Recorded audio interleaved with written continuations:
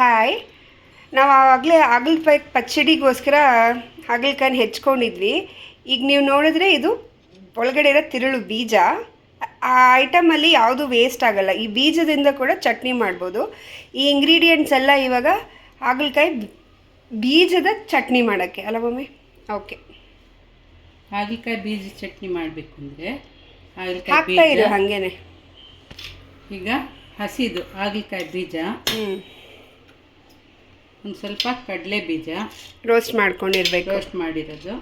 ಇವಾಗ ಕೊಬ್ಬರಿ ಹಸಿದಿದು ಹೆಚ್ಚಿಟ್ಕೊಂಡಿದ್ದೀನಿ.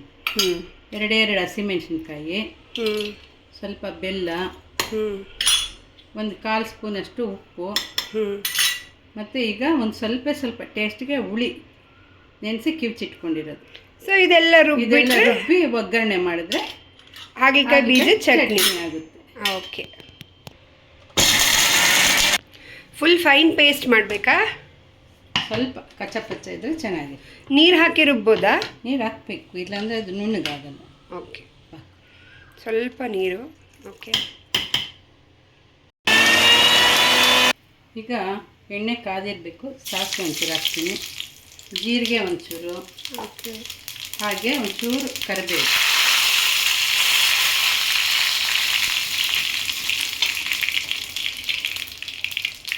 ಫ್ಲೇಮ್ ಕಡಿಮೆ ಮಾಡಿಕೊಂಡು ತಿರುಗ್ಕೊಂಡಿರೋ ಚಟ್ನಿ ಎಲ್ಲನೂ ಇದಕ್ಕೆ ಹಾಕೋದು.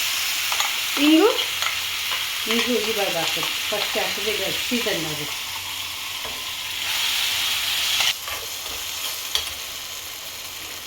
ಇದಕ್ಕೆ ಕ್ವಾಂಟಿಟಿ ಇನ್ಕ್ರೀಸ್ ಮಾಡ್ಕೊಳ್ಳೋಕ್ಕೆ ಸ್ವಲ್ಪ ಹಾಗಲಕಾಯಿ ಪೀಸಸ್ಸು ಹಾಕ್ಬೋದು ಅಲ್ವಾ? ಹೌದು. ಅರಿಶಿನ ಮಮ್ಮಿ? ಅರಿಶಿನ ಬೇಡ. ಓಕೆ, ಸ್ವಲ್ಪ ಹಿಂಗು ಡೈಜೆಷನ್ ಆಗುತ್ತೆ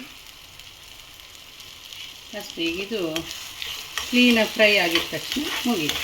ಇದಕ್ಕೆ ಅಕ್ಕಿ ರೊಟ್ಟಿ, ಅನ್ನ, ಅಕ್ಕಿ ರೊಟ್ಟಿ, ಚಪಾತಿ ಎಲ್ಲದಕ್ಕೂ ಹಾಕ್ಬೇಕು.